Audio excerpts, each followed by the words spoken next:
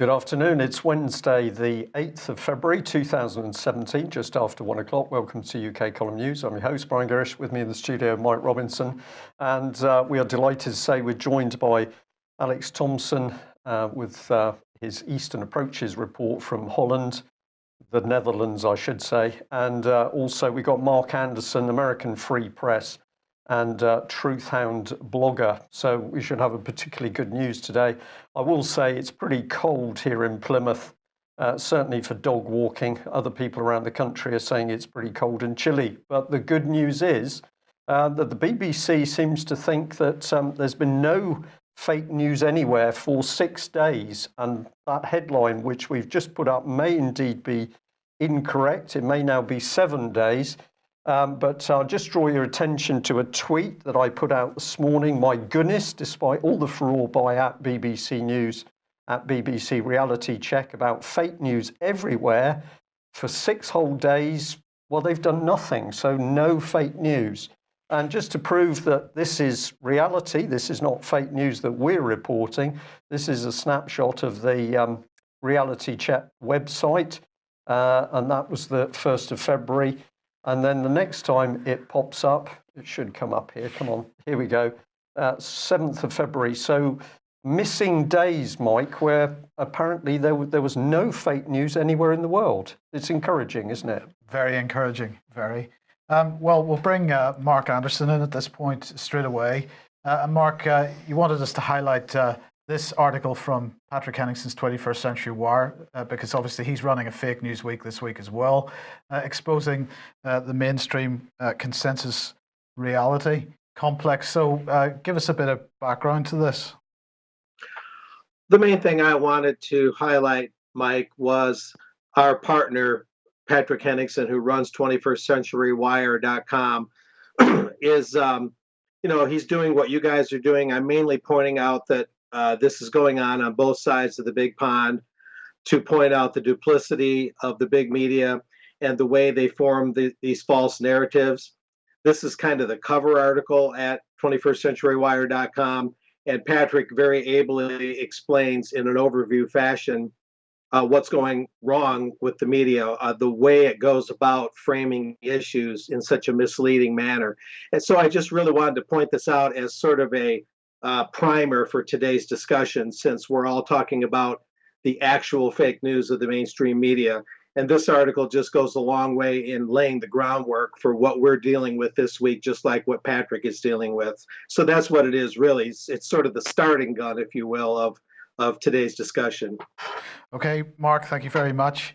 Now, Alex, we'll come straight into this then. This is from CBN News. And you, in the show notes, you have captioned as Sudan, another test bed for social policy.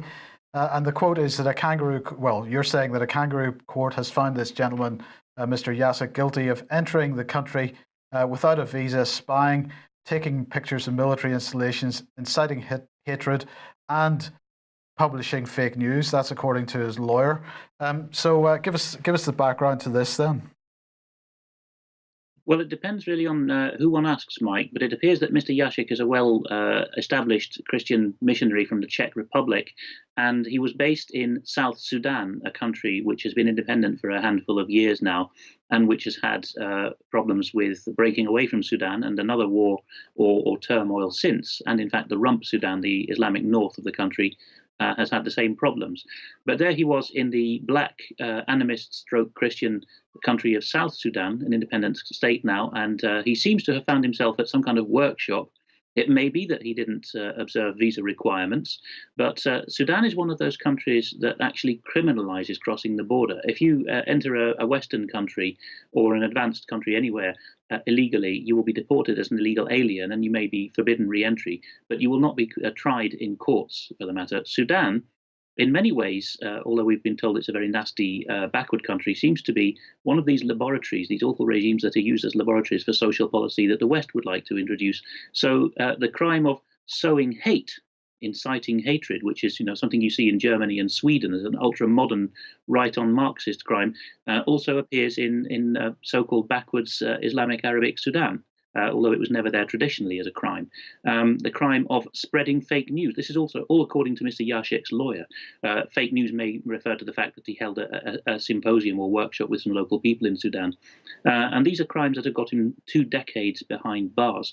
Now, Sudan does put on a show sometimes. For example, there was the case of the teddy bear named Mohammed by a class taught by a British teacher in Sudan, and she had charges incited against her as a way of getting back at Britain, and was then let off quietly. But this seems to be a serious measure, and pretty much as with Nepal, for example, which has had a Marxist government for a few years now, they go actually ahead of the West and try out certain policies, such as you may not preach, you may not speak your mind. I think almost as if the West is with its Marxist fellow travellers in the West, is trying them out to see how they could be introduced in Europe. I'm not suggesting we would overnight find people getting 20 years in prison for fake news in Britain and America, but it seems to be the way the wind is blowing. Sudan, of course, a recipient of Department for International Development money, and so the question in my mind is the whole situation with the split in Sudan. How much influence, how much subversion has there been from Britain in that? I would say 120 years of subversion, going back to the time of the Mahdi. A very good friend of mine did a research paper once for an American group on what was going on with Britain in the late Victorian era with Sudan. And of course, there was this famous episode known in Dad's Army episodes as the fighting the Fuzzy Wuzzies, or the Mad Mahdi. Well, that really happened. General Gordon really did go and march into Khartoum in 1885. And ever since then, the south of Sudan, which, as I say, has just been split off, a bit like Kosovo has been split off from Serbia, has got very interesting hydrocarbon and mineral interests. Yes, there was persecution of blacks in the south and west of the full Sudan before it split. The Darfur issue has come to the fore, and DFID's been very involved in that. But without saying that those crimes didn't exist, I would say that they were a kind of establishment fake news, because I think clearly Western interests wanted to get hold of, particularly, I think, some of the diamond and oil interests. There's been a long process of Britain being involved here in the Netherlands, actually, at The Hague, at the Peace Palace, in trying to delineate the border between Sudan and South Sudan, and Sudan and other of its neighbours, so as to take off as much of the oil-rich ground as possible into pro-Western concessions. So I think that's why Sudan has had bombing going back to Clinton, in fact, and equivalent UK diplomatic targeting. It's not worse than other countries. It just happens to be sitting on more wealth. Yes, okay, right. Thank you very much for that. Now, President Trump then, this is a piece of fake news for Fake News Week from the BBC, who claimed that there was no factual basis for discrimination against Syrian Christians. Just tell us what's going on here. Trump making a statement saying that Syrian Christians have been horribly treated. Do you know, if you were a Christian in Syria, it was impossible, at least very tough, to get into the United States? And for saying this entirely factual thing, Mr. Trump got himself up to the top of the queue on BBC TV News, where the New York correspondent said that this was a statement without factual basis. We have the quote there. He said in an interview with an evangelical television network, Trump claimed without any factual basis the old Obama policy favoured Muslims over Christians. Yes, well, I mean, this has been taken apart, particularly by the Barnabas Fund, itself, by the way, victim of some very interesting political targeting. Its director, Dr. Patrick Soukhdeo, found himself arrested at Heathrow for an alleged historic incidents of harassment. They didn't wait till he got back to his home in Wiltshire. They arrested him at Heathrow for show, and he was then edged out. But the trustees of that Barnabas Fund actually issued a very angry statement. So they're well aware of British and American government hostility towards them, because they point out untoward things about the way that certain religious minorities are treated in the world. And here you see on the next slide their rebuttal of it. And you can see, if you go to that page itself, called US Government and UN Guilty of Massive Institutional Discrimination. Well, against actually, Alex, sorry. Alex, that's not the rebuttal, because that's actually the article from October or September last year. So this is during the Obama administration. So this is giving the numbers. So what we're showing here is that, in fact, they had published prior art, as it were, on this. Correct, Mike. This had been well established in the closing months of the Obama administration. This slide we're seeing on screen here, on this part of the Barnabas Fund website, that the numbers of Christians, who are a very substantial minority in Syria, there's 12 historic Christian denominations in Syria, and they make up around 10% of the population. There were just handfuls, single digits of Syrian Christians being accepted, and the fault was not primarily with the US and UK themselves as governments, but more that they were allowing UN agencies to filter people out in the field in countries like Turkey and say, well, you're persecuted and you're not, and a very hostile manner, and obviously almost stoking the feeling that only Sunni Muslims were being favoritized, although they themselves probably were not wanting that. It was a question of what the UN was doing in the name of Western countries, and a link to that is the rebuttal which they provide in the Barnabas Fund do in their latest piece responding to this. So the BBC News just wants to take it from them. Wants us to take it from them that there was no evidence for the idea that Syrian Christians had it hard trying to get into the US, but President Trump was absolutely right to say that they did have it hard. And just to put a graphic on that, I believe that's from the same article. That's from another news source, actually, so that there's been multiple sources. CBS News and others, Fox News, have all published on these figures using statistics from refugee organizations.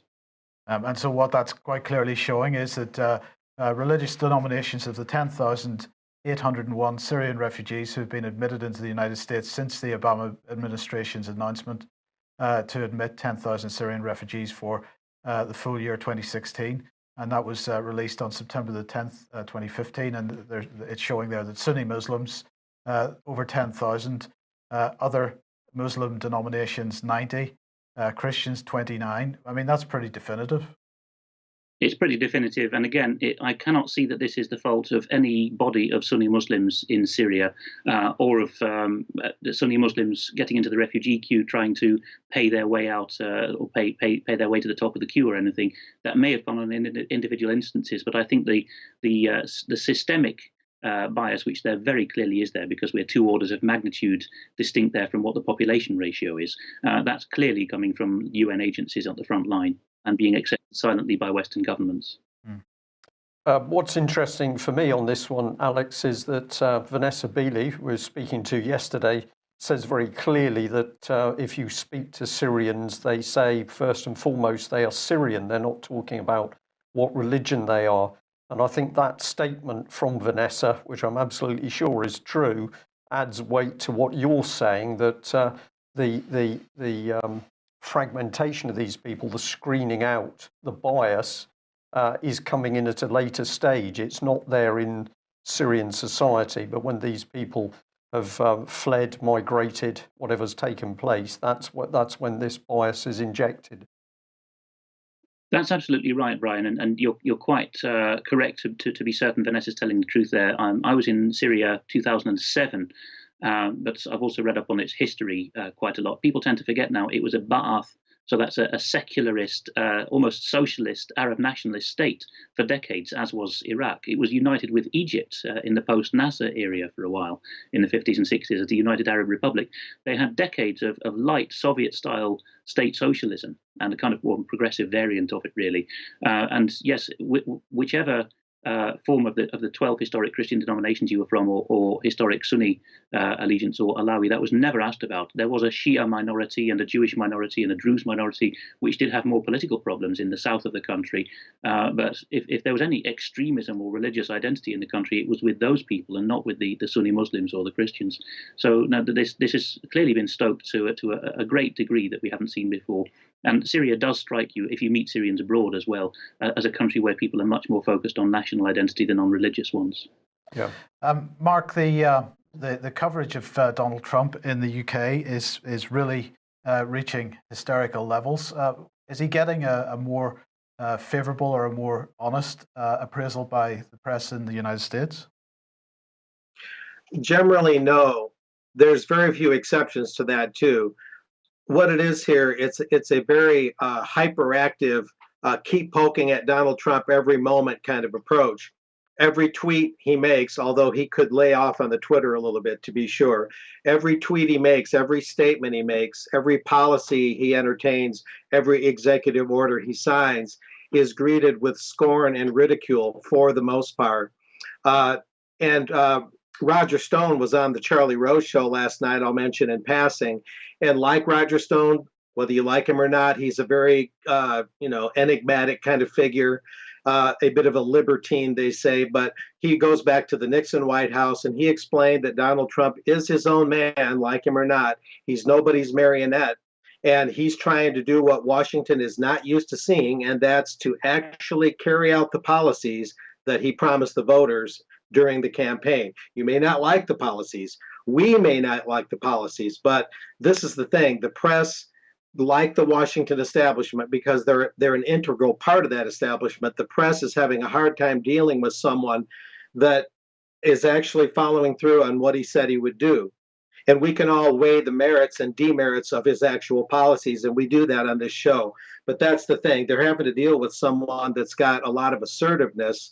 And so the press coverage is pretty hostile overall, but skeptical in the wrong way, and not skeptical in the healthy way. Yeah. Okay, and Alex, let's bring this one up on screen. This is a fascinating quote from Donald Trump. We are human beings with souls. Our republic was formed on the basis that freedom is not a gift from government, but the freedom is a gift from God. This is a pretty unique statement, as far as I'm aware, in the political circles. It's funny, isn't it, Mike? Because if you look at the other English-speaking democracies, Canada, the United Kingdom, well, certainly the England and Wales jurisdiction, and Australia all have established Anglicanism to some degree. I know less so in Canada and Australia, but they have their political culture is supposedly Anglican. What we're told inside and outside America in schooling is usually that America has a fierce separation of church and state, and yet it is precisely a U.S. president, and in fact one who was only raised Christian. He makes no pretense to be an active or committed Christian. He's the one who's now saying that America is about God-given rights and that freedom is given by God, not government. Of course, what he means by that, which infuriates his enemies, is that if what government didn't grant, government cannot curtail or take away, because these are given by the Creator for life. He's entirely in keeping, of course, with the preamble and the U.S. Constitution and Bill of Rights in saying so. And this was uttered at the National Prayer Breakfast on the 2nd of February. Well worth going to watch that, particularly the Senate chaplain's sermonette, but also Mr. Trump's own remarks there. So I can expect that he'll get a lot of mud slung at him for that, because he's led the way in saying another unsayable thing in the 21st century West, which is that government is not God. Indeed, and of course this is a long-held principle forgotten by the British government as well. Yeah, it's a long time. So we see this in waves. I mean, for example, the National Prayer Breakfast, which Mr. Trump was speaking at, was an institution of the post-war period by President Eisenhower, and it was itself a reaction, together with the adding of the words "under God" to the Pledge of Allegiance, one nation under God, indivisible. These were reactions to the high watermark of secularism in the 30s and 40s, which came from Britain, actually. In Britain and America, you had policymakers at that time saying religion is a private matter. There'll be no more reference to God from now on. Thank you very much. And that seems to have lasted for quite some time. And then by degrees, Reagan and Thatcher to some extent, and now Mr. Trump, it's being rolled back, but not in a kind of encroachment of neo-fundamentalism. As I say, he's not a committed Christian. It's simply a return to the historic pre-early 20th century understanding of what Anglo-American government is. Yes. Okay. Well, let's look at Foreign Policy magazine. 13 international relations buzzwords that need to get taken to the woodshed.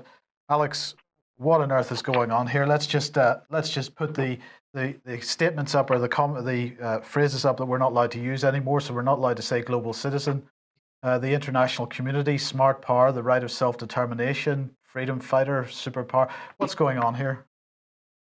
Well, I hope to bring Mark here in a moment in because of the man who is saying them. It is, in fact, none other than the CFR boss who is saying that we need to lose these buzzwords. I'm just getting his byline up on screen as I speak, but it's coming out of the Council on Foreign Relations, which, of course, is the American arm of the Anglo-American globalist movement, as it were.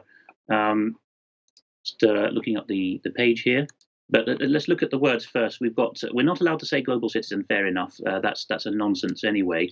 We're not allowed to say the international community. Well, if the CFR is saying that we can't say that anymore, then it's an admission of defeat that such a thing never existed. It was just a few special interests in London and New York and Washington taking the world for a ride. Smart power. We've shown up on UK column what that is, and we actually now have first sea lords at the Navy.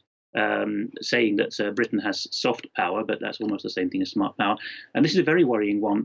We're rolling back the idea, going back to Woodrow Wilson in the post-First World War era, that nations have the right to self-determination. And if you read what is said here, it is that the reason why we can't say that anymore is because if you have any new nations asserting their sovereignty, then they're going to have to be carved out of existing nations. So it's almost as if we have to say the international order is frozen in time. There is no more possibility for a nation to become independent. So I do see a sense here that the gloves are off. A lot of these buzzwords dated from the post-1991 era, like the surgical strike nonsense and America as the sole superpower.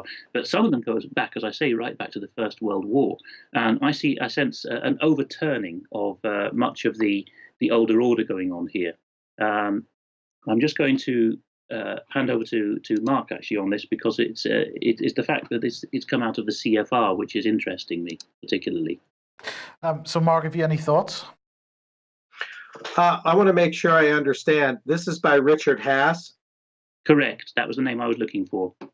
Oh, okay. Now, is he saying that the international establishment will not use these words, or is he simply saying that the press and the people should try and avoid these buzz phrases and these words? Who's not supposed to say them?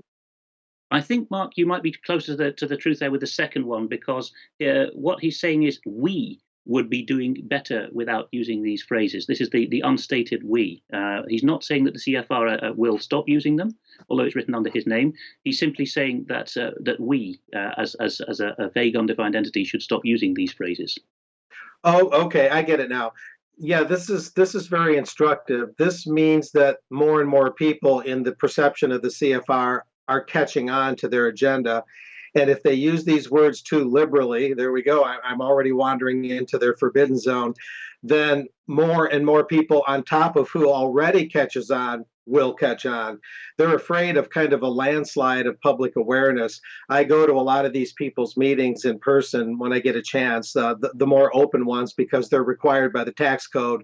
The CFR and related groups, they're required by the tax code to have a certain number of their meetings open in order to have tax exempt status. So I've been to a number of their programs, and this whole idea of the post-World War II rules-based liberal neo-capitalist order, all these things coming out of the Bretton Woods Agreement, the WTO, the World Bank, the International Monetary Fund, this is their goose that lays the golden egg for the plutocrats, for the oligarchs.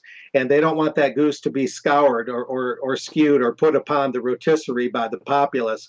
So they're obviously very nervous that if they're too loose with their tongues with these kind of phrases and this kind of verbiage, that the entire house of cards is going to fall down. Right now, it's on very shaky ground, and these tremors are caused by Brexit, even though Brexit is very tentative, and the Trump campaign and Trump's election. They feel the tremors. The tremors are getting stronger on the Richter scale. So this is very encouraging in a way to see this in that sense, that they fear that the walls of their castle are being breached.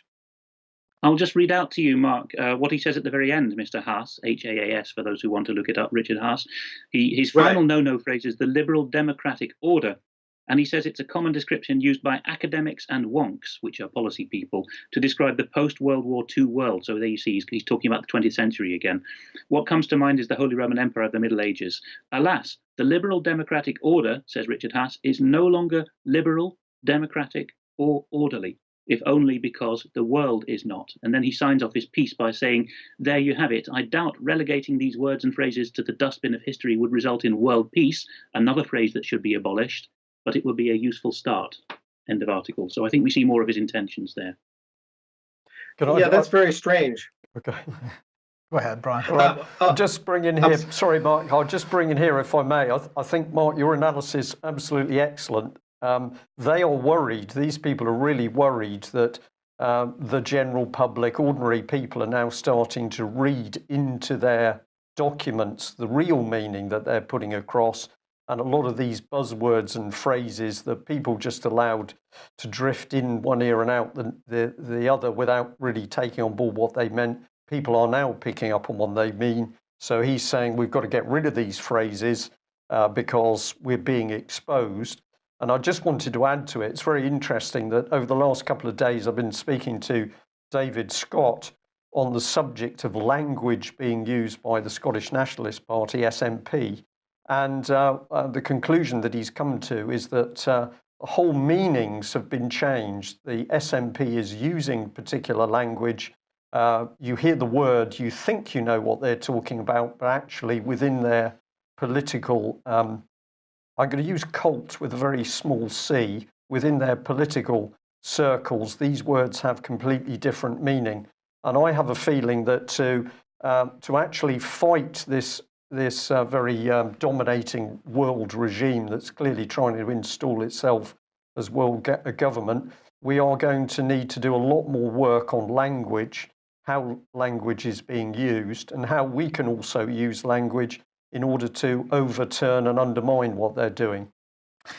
Okay, we'll move on. Alex, this is the London Review of Books.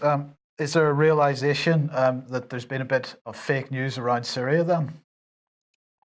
I think there is, at least in the form of this author, Patrick Cockburn, who is asking really how the Western media was taken for a ride in Syria, or on Syria, I should say, because one of his main points is he doesn't bang it, but he's painfully aware that the Western journalists didn't actually have a presence in Syria, nor did Western politicians. They had a few diplomats and aid agencies on the ground, but other than that, the nearest reporting, as Vanessa Beeley said at the BCG conference last November, was from Diyarbakir and other such places in eastern Turkey, if not from Lebanon or even Britain. So he's in a sort of sour, disappointed tone, which I can well understand. Patrick Cockburn is saying, well, who was actually checking what was coming out of Syria? And particularly when we saw all these scare stories and the Help Save Aleppo Now banners coming out, did anyone actually have any way of verifying what was being said in East Aleppo? Were these unprecedented acts of butchery actually taking place, he writes, or were they actually just ways of cynical terrorists, perhaps backed and funded by the West, for getting their way? Because of the naivety of the Western population, particularly when you're told that children or animals are suffering, for example. So I think Patrick Cockburn has really he's broken a lance here for something that we will probably see becoming much more widespread in the serious end of the, I would say, the journalists' press, the titles that the journalists themselves read, of which the London Review of Books is one, in which the echo chamber finally admits to itself by degrees that yes, we were had. And was he asking or suggesting who it was that was pulling the wool over their eyes, as it were? He hasn't actually. He's just talking about the fact that the most credibility came from the spokesman for the UN High Commission for Human Rights, the UNHCR.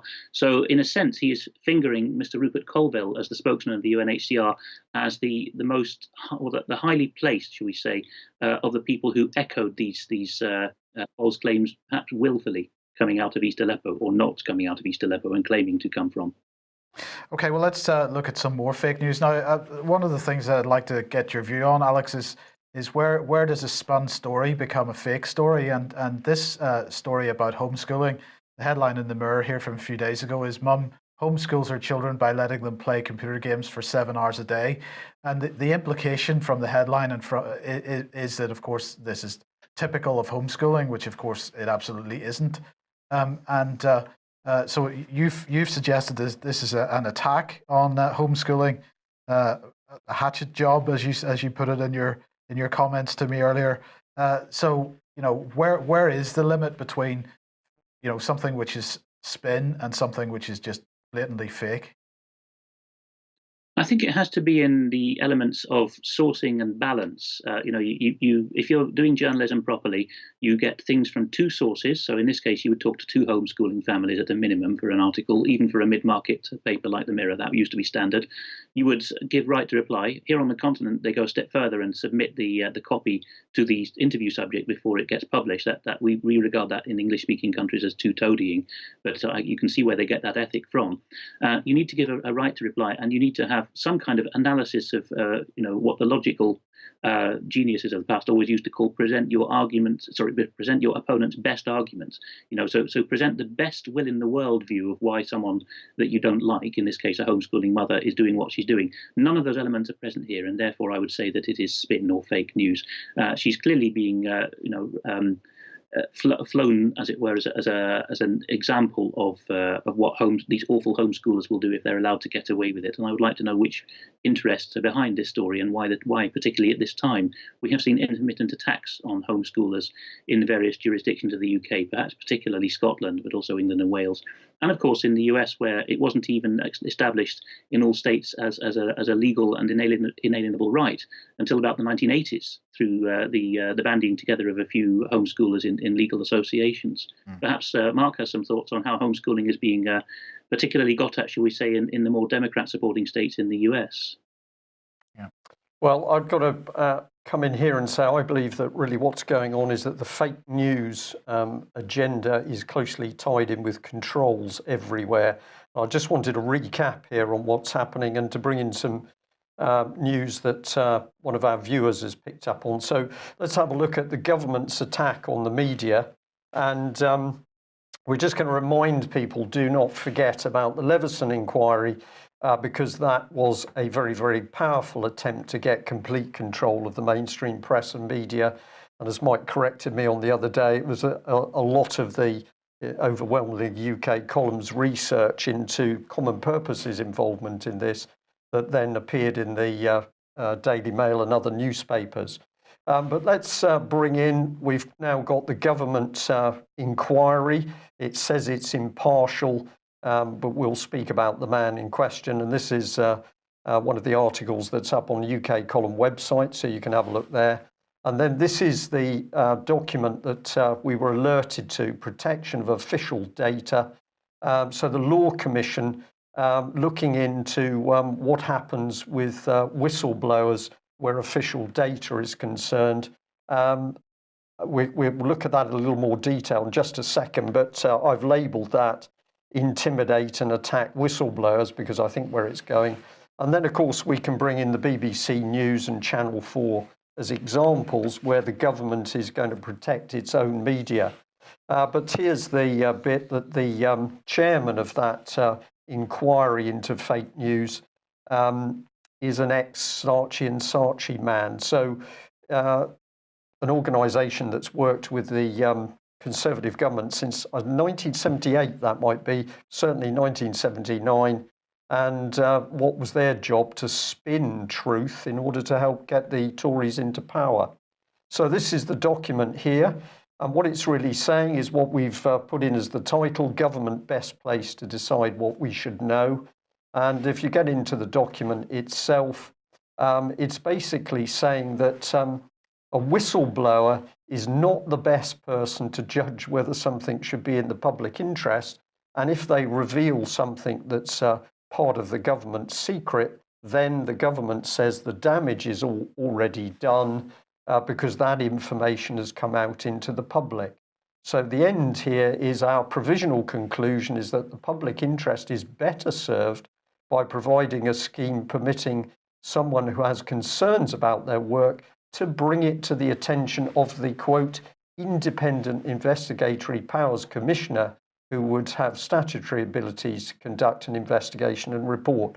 So you're a whistleblower, you want to get the lid off wrongdoing. The government says, well, you come and talk to our man and tell him everything you know, and then he'll decide whether the public needs to know that. I don't get a good feeling about this, Mike. No. I think I know where this is going.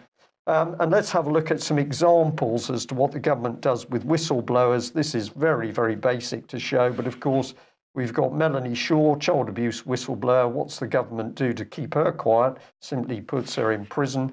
We've got a Met Police whistleblower. He's accused. He's branded and regarded as being mentally ill for a while. Then he's suspended, harassed, bullied, and nothing follows up. Now, I'm going to bring in, and with that, her name drops out of my head. Lowell Goddard. Thank you very much. Ms. Goddard, because, of course, Ms. Goddard was vilified in the press when she stepped down from the child abuse inquiry but we have been told on very good authority that her problems started when she asked for the official intelligence files on Mr. Janner and Mr. Britton. And so it's the evidence is growing that this lady was actually forced out when she dug too deeply. And then we've got Carol Woods, the senior social worker. She was harassed, threatened, sacked from her job when she tried to expose child stealing. So against that, as a tiny background, a lot more evidence. Would we trust the government to monitor whistleblowers? Well, here is Brandon Lewis. He's the police minister. When he was told about our Met Police whistleblower, he didn't want to know. No. So keep it in the club and keep it quiet. And we'll just remind people here, we've had a lot of very good comments about our analysis onto the state of Channel 4, the fact that it's controlled by the government through the Department for Culture, Media and Sport. And we'd also pointed out that we've got executive members appointed by Ofcom. Now, we had a chat this morning with some very nice gentlemen who are Ofcom media people, and we asked some questions. How could you be independent as a media organisation when Ofcom, the body that regulates you, actually appoints your staff? Very interesting areas of discussion. Ofcom's reply was, well, we have a code of standards, a code of ethics, and everybody follows that. I'm not so sure, so I think we've got a little more digging to do. But if you're not aware, when you watch Channel 4, the government says it controls it as a company, and that's within the government's own documentation. Yes. Now, seagulls, Brian. Seagulls, really important. We're going to show a little video clip here. And the first voice you're going to hear on that is the voice of BBC Radio 4's Today presenter Sarah Montague.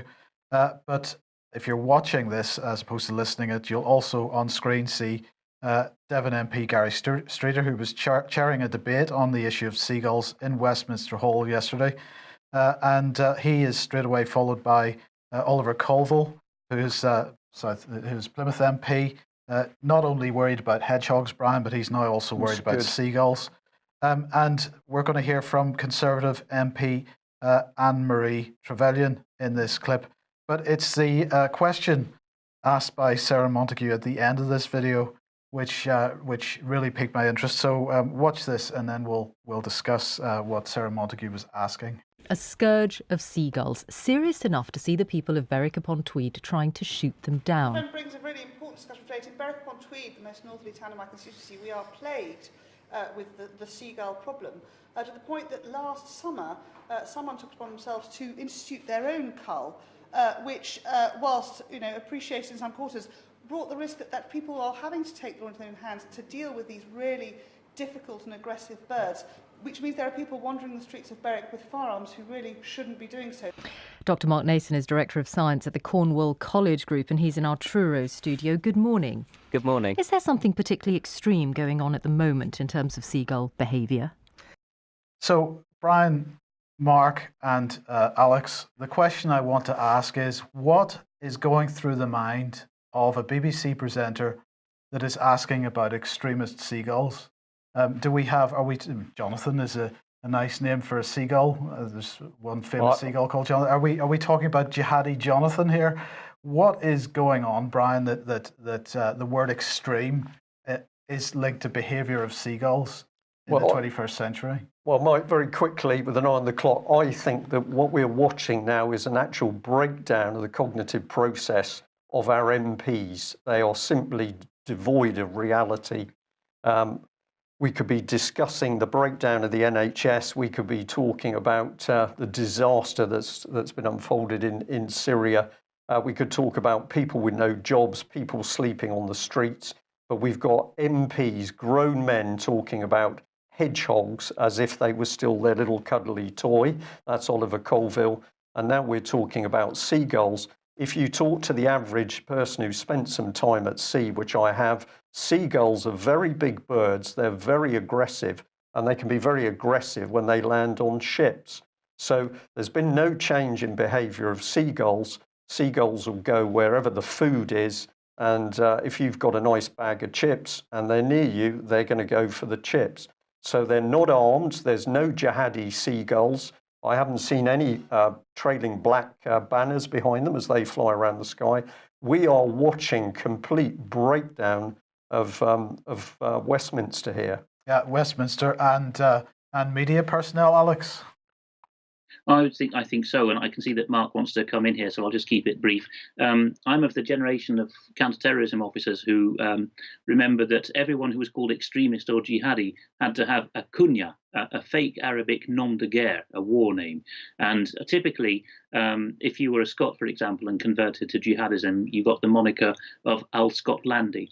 And if you came from the Netherlands, you were known to your new comrades as Al Hollandi. Well, it seems that we have some extremists called Albatrossi running around at the moment. Okay. Well, can I just stick up for albatrosses there, because wonderful birds, territorial, I believe, even at sea. So I think that might be a bit unkind, but I take your point. Mark. What it boils down to is don't feed the birds. There's seagulls in America too, and what causes them to be aggressive is a lot of people have a tendency to feed the birds. You just don't feed the birds. Yeah, this is a clear misallocation of priorities at its base. I mean, they need to discuss the things that really matter. Seagulls will be seagulls. Just don't feed them, don't encourage them, and get on with the business of state that really matters. Yeah, and more to the point, don't get rid of your fishing industry. Give them something else to do. There you go. Well, I'm just going to emphasise the point. This was an email that I sent to Oliver Colville back in, I think it was May 2015, when the government was casually saying, well, we've killed a couple of people. They've been droned to death. We didn't bother to establish whether they were terrorists. We didn't bring them into a court. We didn't have any evidence against them. We just killed them. And basically, I said to Mr. Colville, did you see the evidence against these people? And what did I get? No reply. So we've got a man not interested in the deaths of human beings, but he's busy talking to the local paper saying how he remembers his mummy giving him a cuddly, presumably knitted hedgehog. Yes. Right. Well, look, we're rapidly running out of time. Mark, let's get back on to more serious issues. This is from the Truth Hound, from your own website. Like with 9/11, news documentaries on Oklahoma City, Waco, Ruby Ridge seek to squelch dissent. What are you writing about here?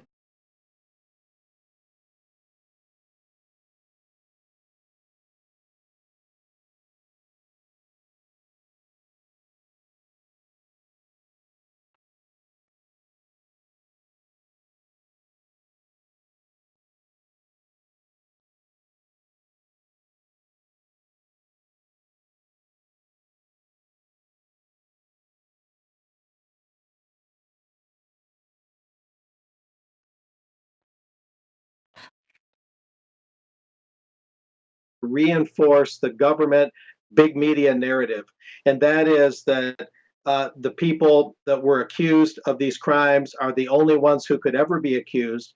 There could not possibly have been any accomplices. Everything you've been told over the last couple of decades is true. There's nothing to see here. There's nothing to question. And there's this ongoing domestic terrorist, right-wing, white supremacist menace stalking the great fruited plain of America. And Timothy McVeigh, who was convicted and executed for Oklahoma City, they've also decided that he had no real meaningful accomplices, although there used to be John Doe number 2. They figured out a way to explain that away without a good, proper analysis. But Timothy McVeigh becomes the face of white right-wing terror. And so we have this PBS show, American Experience, carrying on the propaganda, the reinforcement that's part of the broader range goal of fake news. And that is to always repeat the same official narrative. Then it goes in our school textbooks, in our history books. The cement dries, it becomes this permanent narrative that thou shalt not question.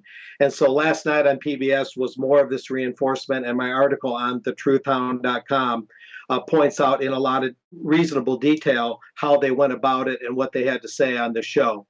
And so they're covering Oklahoma City. They've also done one, American Experience on Ruby Ridge, and on these other watershed moments. It's very troubling to see this same tired narrative being reinforced. Yeah. Okay. Thank you, Mark. And Alex, just probably to end the program, this is from Les Echos. And of course, right at the heart of the fake news agenda is Google and Facebook, because they are, of course, we've got to deal with fake news through social media. But what is this article alleging here? That they're going to take a direct or directly influence the upcoming French election? That's right, Mike. Google and Facebook have pledged simultaneously to try out new, really beta testing tools on the French people. And the article in French describes how each of these American giants of the internet, as the article calls them, have been working on a tool for a while, and now they've made it available in French and for the French context. And they're going to switch it on now, and they're going to keep it on until after the French election and then switch it off again. The Google test is described by a spokeswoman who says, if this is successful, we will be using it further afield. So that very much is playing guinea pigs with the French electorate. But nevertheless, the French business paper Les Echos begins the article rather unthinkingly by saying, fake news is public enemy number one since it interfered with the US election. And this is not interfering with the US election, apparently. Right. Well, this is pretty significant if that's what they're up to. Where does it end? And I suppose it really highlights the danger that we have because we've effectively created, with all the freedom that we have on the internet, nonetheless, through our choices of which platforms we use, we've effectively created monopolies, which means that if those monopolies then decide to behave in a particular way, that has a direct influence on what we see and what we have available to us. So we're effectively, by using these companies, self-censoring. I think that's right, Mike. You've identified it there. We have been given something free and infinite in its possibilities, the internet, and we, by our mass herd behaviour, have allowed these monopolies to form. I think it was Benjamin Franklin who told a questioner at the one of the conventions for the public held at the time of the US Declaration of Independence. He said, "Sir, we have given you a republic if you can keep it." And I think that the framers of the internet could now say to us with just cause, we have given you an internet if you can keep it. If we're too lazy to use alternatives to Google and Facebook, this is going to happen. And it's got to the stage now, a generation after the internet mainstreamed, that the French, just following the Americans here, can say, we rely on the goodwill of the media and the public spiritedness of readers to alert us to fake news. So we're actually building our own cage, aren't we? Yes. Mark, thoughts? It's heartening to see that the discussion topic here is talking about that they fear that the U.S. election was interfered with by the new news narratives out there, which includes what we put out there. What they're basically saying or fearing is that, oh my gosh, that someone interfered with the election. Hillary Clinton did not get elected. Donald Trump did. We've got these interlopers interfering with the ongoing narrative of the establishment. And so it's more proof positive that we're doing the right thing. And Richard Haas, that we mentioned earlier, and his trepidation at the use of certain words that are alerting the public what's going on.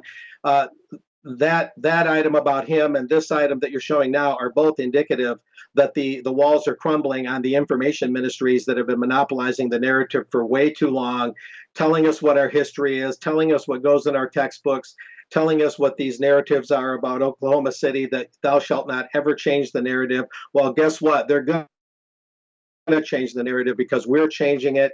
And the internet, if we can keep it, is the primary means to do that. Absolutely. Now, just before we go, Mark, just remind us what the Truthhound's domain is. Oh, thetruthhound.com. So it's thetruthhound.com. We were being asked in the chat box to give a reminder, so that's what it is. Thank you very much. Okay, thank you both very much for joining us. Just a couple of points. Somebody said in the chat box earlier that they'd rather feed the seagulls than the politicians.